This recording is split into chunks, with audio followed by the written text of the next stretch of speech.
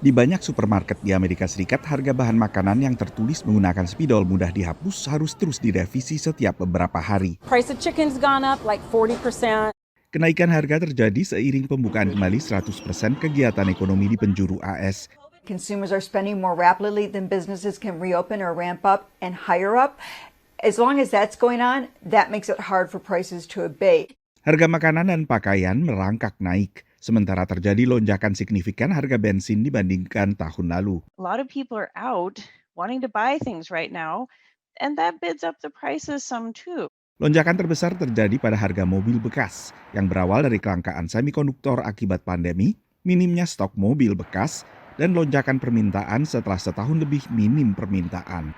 So, a third of that CPI print was driven by used car sales that, again, like last month, really went up pretty significantly. That's reflecting the disruption in the auto supply chain from semiconductors. And also airfares were a big driver, which is, the other common theme here is just pent-up demand for travel and food, beverage services, etc. Whereas people are going out to restaurants and wanting to go back to a normal life and travel for the summer. Data terbaru oleh Departemen Perdagangan AS menyebutkan indeks pengeluaran konsumsi pribadi alias PCE naik ke 3,4% pada Mei secara tahunan dan 0,4% dibandingkan bulan sebelumnya. Tapi pada pertemuan saat bulan Juni, Bank Sentral Amerika Serikat atau Federal Reserve juga menganggap bahwa peningkatan harga secara signifikan ini hanyalah efek sementara dari pembukaan ekonomi Amerika Serikat yang luar biasa setelah penutupan yang juga luar biasa. Karena itu Bank Sentral tetap mempertahankan suku bunga acuan pada angka mendekati 0% hingga setidaknya 2023 saat laju inflasi diperkirakan stabil pada 2% dan beranjak melampaui 2%. Suku bunga rendah ini menggairahkan sektor properti, tapi lonjakan harga bahan baku seperti kayu menghantam sektor konstruksi rumah baru.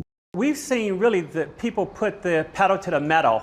Really gas it up over the last 12 months. Setelah lonjakan harga bahan baku hingga beberapa kali lipat, Omar Karim melihat harga bahan bangunan mulai stabil. Hopefully by the end of the summer, we will be back in a normal place. Ekonom umumnya memperkirakan harga barang akan turun kembali dengan telah dibelanjakannya stimulus dan bantuan langsung tunai pemerintah oleh konsumen, serta normalisasi jalur pasokan menjelang akhir tahun. People got a lot of money all at one time, and the economy wasn't ready to make everything that people wanted, and so you've seen prices go up. Tapi yang tidak bakal turun adalah upah pekerja yang ikut naik karena pemilik usaha termasuk UKM kesulitan rekrut pekerja baru. Once you have higher wages, yes, that often gets passed on to higher prices. Kenaikan upah inilah yang tetap bakal meningkatkan harga barang dan jasa bila pun jalur pasokan pulih. All along the supply chain, you see agricultural workers, warehouse workers, delivery drivers, retail workers, all were underpaid before the pandemic. We're able in this moment to say, hey, we're valuable, we're essential. Sektor retail termasuk yang paling terhantam dinamika baru ini. Menurut catatan Departemen Tenaga Kerja AS selama April, hampir 650.000 pekerja retail beralih profesi ke sektor-sektor dengan gaji lebih tinggi, angka tertinggi dalam 2 dekade lebih. Dari Washington DC, Nova Purwadi dan tim VOA.